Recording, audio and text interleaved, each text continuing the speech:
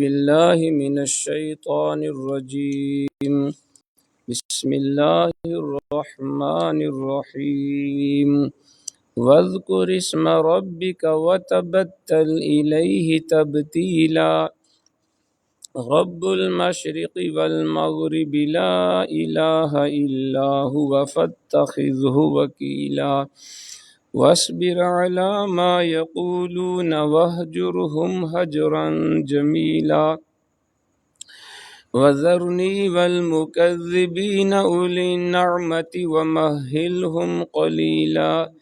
إن لدينا أنكالا وجحيما وطعاما ذا غصة وعذابا أليما. يوم ترجف الأرض والجبال وكانت الجبال كثيبا مهيلا. آمنت بالله صدق اللہ العظیم.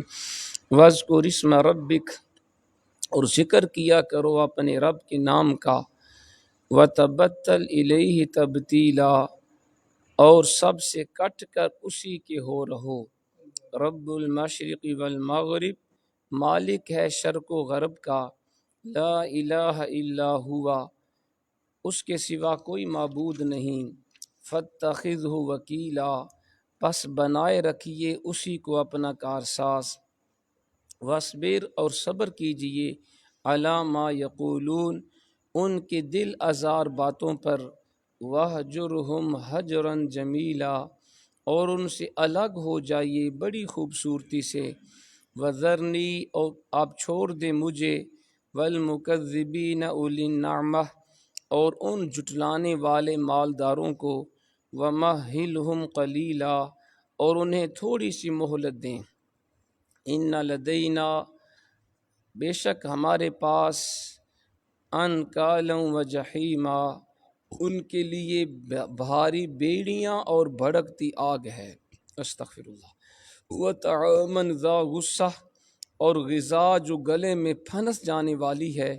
وعذابا علیما، اور دردناک عذاب. یوم ترجف الارض والجبال، یہ اس روز جس دن لرزنے لگیں گے زمین اور پہاڑ. وَكَانَتِ الْجِبَالُ كَثِيبًا مَهِيلًا، اور پہاڑ ریت کے بہتے ٹیلے بن جائیں گے. ذات محترم بھی آپ قرآن مجید فرقان حمید میں سے 29واں پارہ سورۃ المزمل کی آیت نمبر 8 تا 14 کی تلاوت اور ترجمہ سماعت فرما رہے تھے.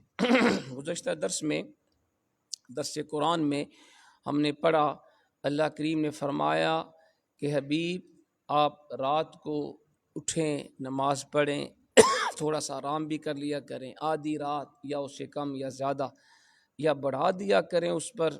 اور حسب معمول خوب ٹھہر ٹھہر کر پڑھا کریں قرآن پاک کو. بے شک ہم جلدی القاء کریں گے آپ پر ایک بھاری کلام. بلا شبہ رات کا قیام نفس کو سختی سے رونتا ہے اور بات کو درست کرتا ہے. یقیناً آپ کو دن میں بڑی مصروفیتیں ہیں. گزشتہ درس میں ہم نے ان آیات کی تفسیر پڑھی. آج کے درس میں اللہ کریم اپنے حبیب کو اپنے نام کے ذکر کا حکم دے رہا ہے، اپنی شان و قدرت کا بیان فرما رہا ہے، اور کفار و مشرکین کے عذاب کا ذکر بھی ہے. پہلی آیت میں فرمایا وَاذْكُرِ اسْمَ رَبِّكَ وَتَبَتَّلْ إِلَيْهِ تَبْتِيلًا، ذکر کیا کرو اپنے رب کے نام کا اور سب سے کٹ کر اسی کے ہو رہو. اس کا عطف قم اللیل پر ہے.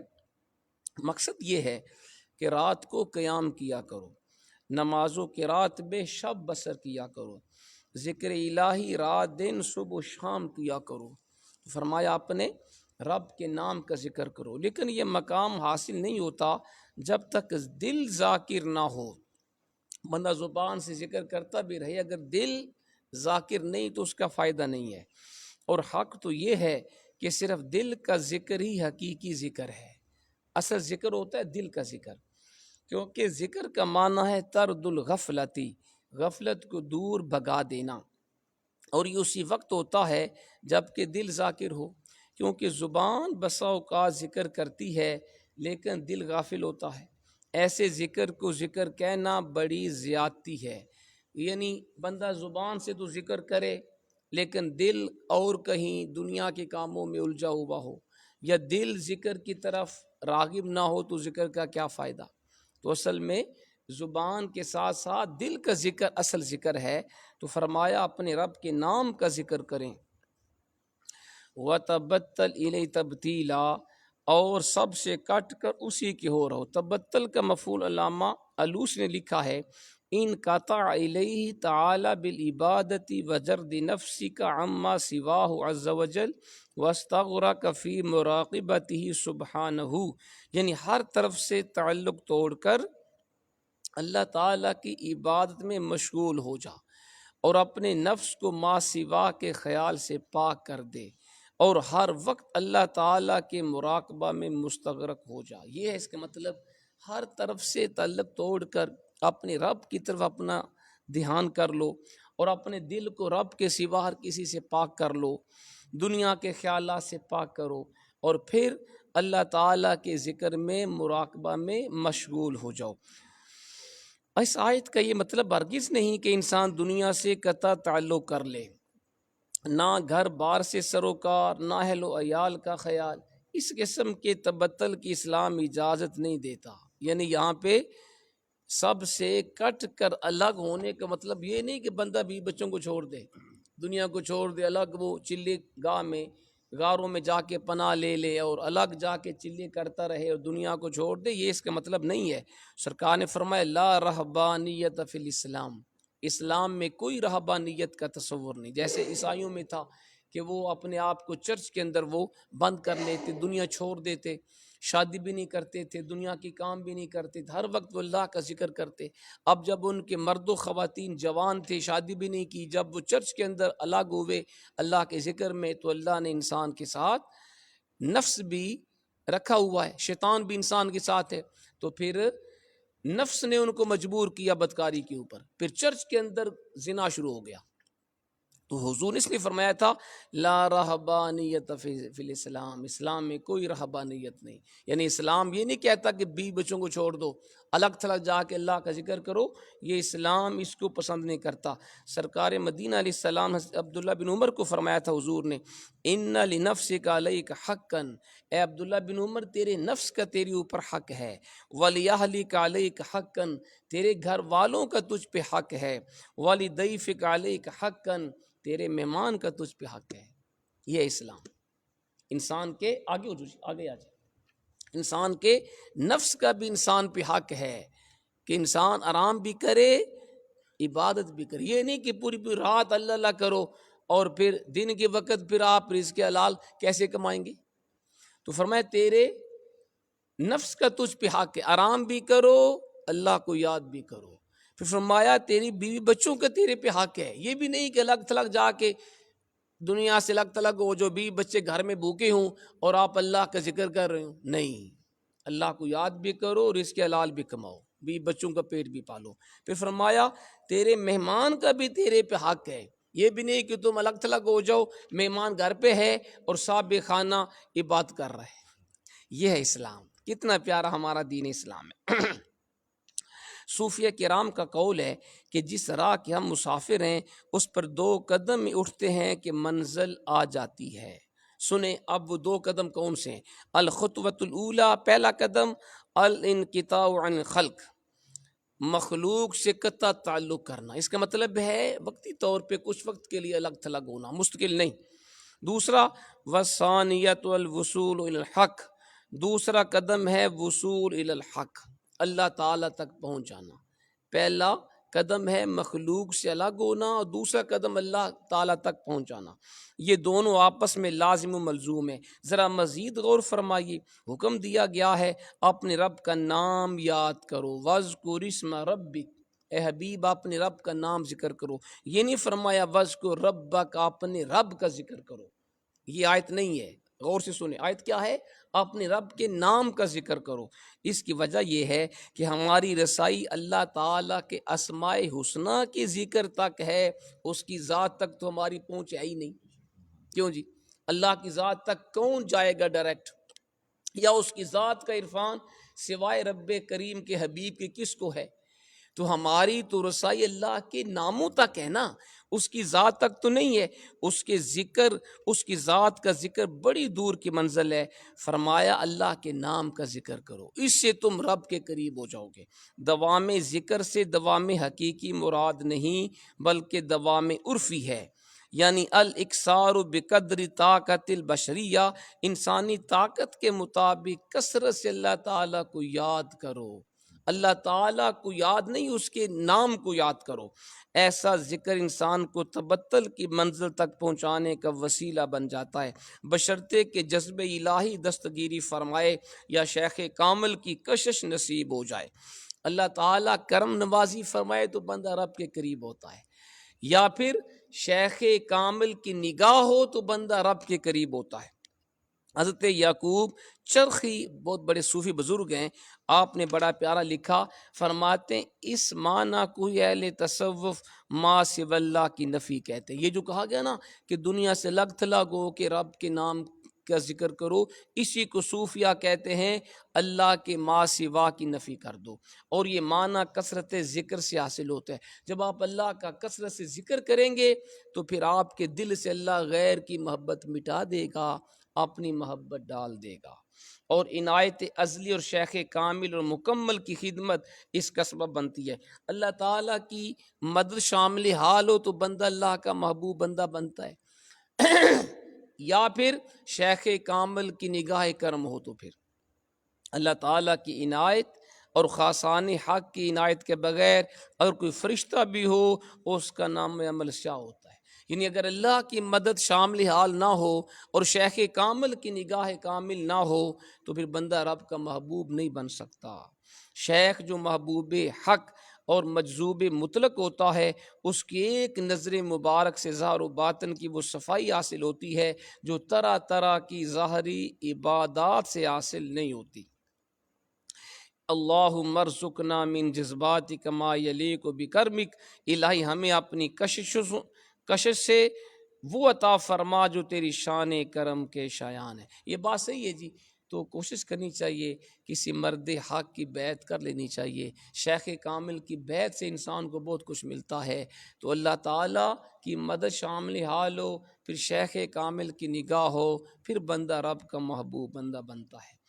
پھر آگے فرمایا رب المشرق والمغرب لا الہ الا هو فاتخذ وکیلا، مالک ہے شرق و غرب کا، اللہ تعالیٰ شرق و غرب کا مالک ہے، اس کے سوا کوئی معبود نہیں، پس بنائے رکھی اسی کو اپنا کارساز۔ وہ مشرق کا بھی مالک ہے اور مغرب کا بھی مالک ہے اللہ تعالیٰ، ہر چیز اس کے قبضہ قدرت میں ہے، ہر کام اسی کی مرضی سے طے پاتا ہے، وہی معبود برحق ہے، اس کے سوا کوئی معبود نہیں، اس لیے اسی کو اپنا کار ساز بنا لو، اللہ تعالیٰ کو اپنا کار ساز بنا لو، اپنے سارے کام، اپنے سارے احوال، اپنی ساری ضرورتیں اس کے سپرد کر دو، اور یقین رکھو کہ وہ کار سازی فرمائے گا، اور دین و دنیا میں سچی کامیابی تمہیں نصیب ہوگی۔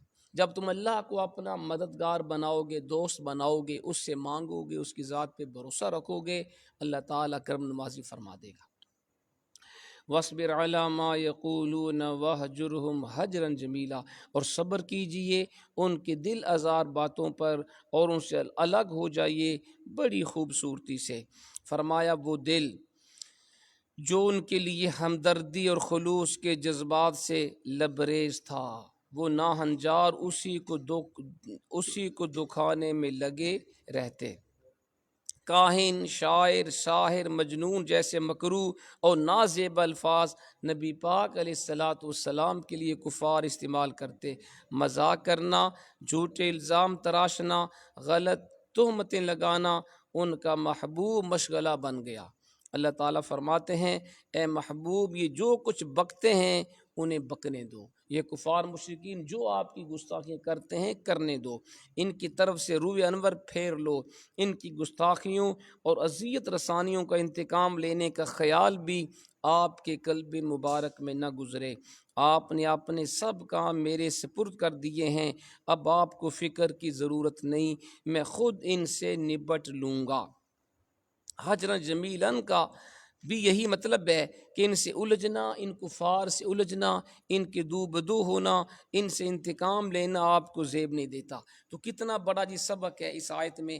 اللہ ہم سب کو بھی فرما رہا ہے کہ اللہ تعالیٰ کی شان یہ ہے کہ وہ فرمایا حبیب صبر کریں ان کی دل آزار باتوں پر، ٹھیک ہے، فرمایا اللہ تعالیٰ کو اپنا کارساز بنائیں اور ان کی دل آزار باتوں پہ صبر کریں کفار مشرکین، اور ان سے خوبصورتی سے الگ ہو جائے۔ تو اس کا مطلب یہ ہے کہ علماء کا بھی کام یہی ہے، لوگوں کو واعظ کریں، تبلیغ کریں۔ اگر کوئی ان کو برا بلا کہتے فکر نہ کریں، اگر لوگ ان سے الجھیں تو علماء کو بھی چاہیے کہ ان سے بحث نہ کریں، کسی سے جھگڑے نہیں، بس اپنا کام خاموشی سے کرتے رہیں۔ جو گستاخی کرے گا پھر اللہ تعالیٰ خود اس کو دیکھ لے گا۔ وَذَرْنِي وَالْمُكَذِّبِينَ أُولِي النَّعْمَةِ وَمَهِّلْهُمْ قَلِيلًا، آپ چھوڑ دیں مجھے اور ان جھٹلانے والے مالداروں کو، انہیں تھوڑی سی مہلت دیں۔ وہ دل فرمایا اے حبیب آپ نے مجھ پر توکل کر لیا، مجھے اپنا کارساز بنا لیا، اب آپ کو فکر کی ضرورت نہیں۔ فرمایا کہ حبیب آپ مجھے چھوڑ دیں اور جھٹلانے والے مالداروں کو چھوڑ دیں، ان کو مہلت دیں، میں خود ان سے نمٹ لوں گا۔ چنانچہ اس آیت کے نزول کے بعد بہت جلد یہ اولی النعمہ میدان بدر میں ذلیل رسوا کر کے قتل کر دیے گئے۔ یہ کفار کے بڑے بڑے گستاخ جو حضور کے بے ادب تھے، آپ کو کاہن کہتے، جادوگر کہتے، شاعر کہتے، راستے میں کانٹے بچھاتے، اللہ نے پھر جنگ بدر میں ان کو لتاڑ کے رکھ دیا، تباہ و برباد ہو گئے، ان کے 70 آدمی قتل ہوئے، آپ جانتے ہیں میدان بدر میں، اور 70 آدمی قید کر دیے گئے۔ پھر فرمایا ان لدینا انکالا و جحیما، ہمارے پاس ان کے لیے بھاری بیڑیاں اور بھڑکتی آگ ہے، وطعاما ذا غصۃ وعذابا علیما، اور غذا جو گلے میں پھنس جانے والی ہے اور دردناک عذاب۔ استغفر اللہ۔ انکال نکل کی جمع ہے، وہ بھاری بھرکم بیڑیاں جو پاؤں میں ڈالی جاتی ہیں اور انسان ہل جل نہیں سکتا، اس کو انکال کہتے ہیں۔ استغفر اللہ۔ تو اللہ نے فرمایا ان کفار کے لیے ہمارے پاس بھاری بھرکم بیڑیاں ہیں اور بھڑکتی ہوئی آگ ہے، اور ان کو ایسا کھانا ہم دیں گے جہنم میں جو گلے میں پھنس جائے گا، ان کے لیے دردناک عذاب ہے۔ استغفر اللہ۔ فرمایا کہ یہاں پہ جو استعمال ہوا نکل، اس کا معنی ہے، بلکہ ذا غصہ کا معنی ہے وہ چیز جو گلے کو پکڑ لیتی ہے، نہ نیچے اترتی ہے نہ باہر نکلتی ہے، اس کو ذا غصہ کہتے ہیں۔ جیسے غسلین، زقوم وغیرہ، تو یہ کفار کے عذاب کا ذکر ہے۔ آگے فرمایا یوم ترجف الارض والجبال وکانت الجبال کثیبا مہیلا، اس روز جس دن لرزنے لگیں گے زمین اور پہاڑ ریت کے بہتے ٹیلے بن جائیں گے۔ قیامت کے روز انہیں مذکورہ عذاب میں مبتلا کر دیا جائے گا۔ اللہ کفار کو بھاری بھرکم بیڑیاں پہنا دے گا، اللہ ان کو کھانے کو ایسی غذا دے گا جو گلے میں پھنس جائے گی، نہ نیچے اترے گی پیٹ میں نہ باہر آئے گی۔ اللہ تعالیٰ معاف کرے۔ فرمایا اللہ ان کو قیامت کے دن ان قسم کے عذاب میں مبتلا کرے گا۔ پھر فرمایا کہ ان کے لیے پہاڑ ریت کے بہتے ٹیلے بن جائیں گے۔ کثیب کہتے ہیں الرمل المجتمع، ریت کا ٹیلا، اور مہیلن کا معنی ہے ایسی ریت کا ڈھیر جو ہوا کے جھونکوں سے یا کوئی ٹھوکر لگنے سے پانی کی طرح بہنے لگتا ہے۔ تو فرمایا اس دن یعنی قیامت کے دن جب لرزنے لگیں گے زمین اور پہاڑ ریت کے بہتے ٹیلے بن جائیں گے، اس وقت پھر اللہ تعالیٰ ان کو عذاب دے گا۔ اللہ تعالیٰ ہمیں قرآن پاک کو سمجھنے اور اس کے اوپر عمل کی توفیق عطا فرمائے۔